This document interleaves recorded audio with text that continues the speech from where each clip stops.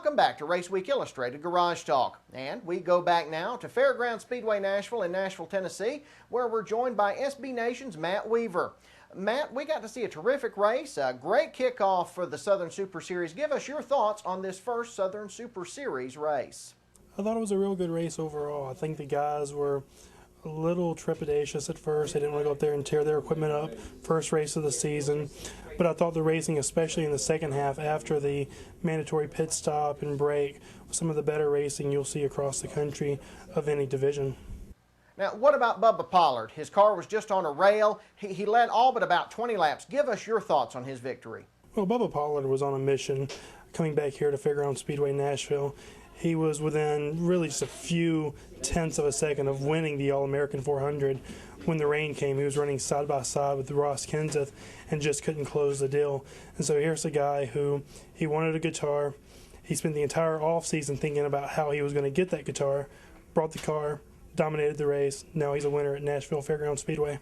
It was such an exciting race. Augie Grill has an issue in the early laps. His crew goes to work. They get it fixed. He almost loses a lap, but he comes back, and it looked like he had third place locked up until that situation there on the last lap. But Grill comes storming back through the field. That's the big thing. Tell us what a statement this is about Augie Grill and about his year.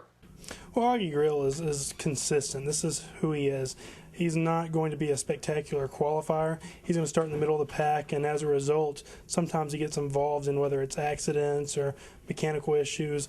A fair bit of bad luck has always kind of surrounded Augie Grill when he's not dominating or not winning, and so this was kind of that stereotypical Augie Grill race. He has that mechanical issue.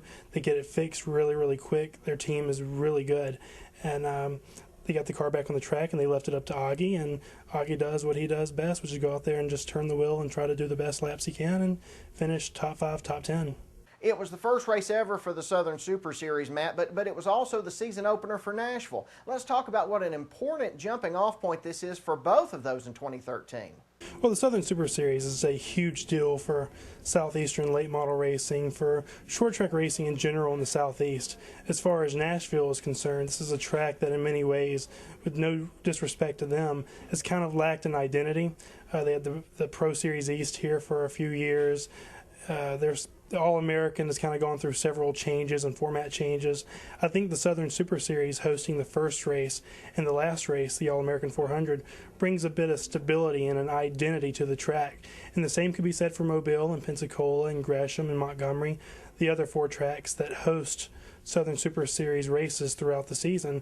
This is a unifying force across Southeastern short track racing, and you kind of saw tonight at Fairgrounds Speedway that the fans really came out in droves and supported this race. I could have swore to you that there were more fans here tonight than there was for the All-American last year, and that bodes only, even greater things when the series comes back in November. All right, the next race for the Southern Super Series is coming up here in a few weeks at Gresham Motorsports Park in Jefferson, Georgia. Let's have your thoughts on that race. Well, you're going to have to look at Bubba Pollard. He proved to be the class of the field here at Nashville. He's coming back to kind of his home track. He's the guy to beat at all these tracks, whether it's Mobile, Pensacola. He calls Mobile his home track. He's from the area in Gresham, and so you kind of have to start with him. We haven't seen an entry list yet, but that track always produces really good, really strong racing, and there's no reason not to expect, 1, a great race, and 2, Bubba Pollard to probably be the favorite. 31 cars came up for the opener. Can we expect to see that same amount of cars or maybe even more as we go forward with this series? I think we could see more at the All-American. I think we could see it for the World Crown. A lot of guys tore up some equipment today, and that's going to be a concern anytime you do the short track late model racing. And, it's less than a month before the race at Gresham. And with the races at Mobile and Pensacola, you run them on back-to-back nights. And there's always that concern that you're going to tear your car up and not be able to make it.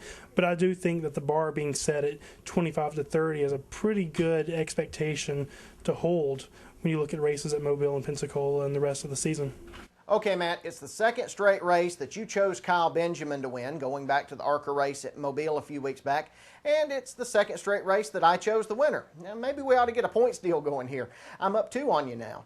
Well, you know, a friend of mine who reads my stuff actually reminded me that I did pick Bubba Pollard at the beginning of the year, but I got to the track and I looked at practice times and I talked to Kyle, and he's got that fresh face and he's a youngster and he's kind of brash and he has a way of kind of convincing you that he's got the car to beat. And so I was swayed by him a little bit, and I said, all right, you're the man, go out and do it. And I picked him, and there were some issues that wasn't exactly his fault. He finished second in the first half. Looked like he was probably the only guy who could have competed with Pollard in tonight's race, and he just wasn't around at the end. That's all right, Matt, because he will win a lot more this year, and you'll be picking the winners a lot more, I'm sure. Matt Weaver from SB Nation. Matt, thanks again for being with us. Thanks for all your help, and we'll see you soon. Thanks, Brandon. That's going to do it for us this week here on Raceweek Illustrated Garage Talk. Next week, we'll have a look at the Southeast Super Truck Series as they do battle at the Anderson Motor Speedway and at USCS Sprint Car action from Toccoa Speedway, along with the results from around the region. Remember, for the latest racing news, log on to RaceweekIllustrated.com. You can also follow us on Facebook and on Twitter. And if you want to contact us, shoot us an email, garagetalk@RaceweekIllustrated.com. That's the address. Until next time, I'm Brandon Reed. This is Raceweek Illustrated Garage Talk, and we'll see you at the races.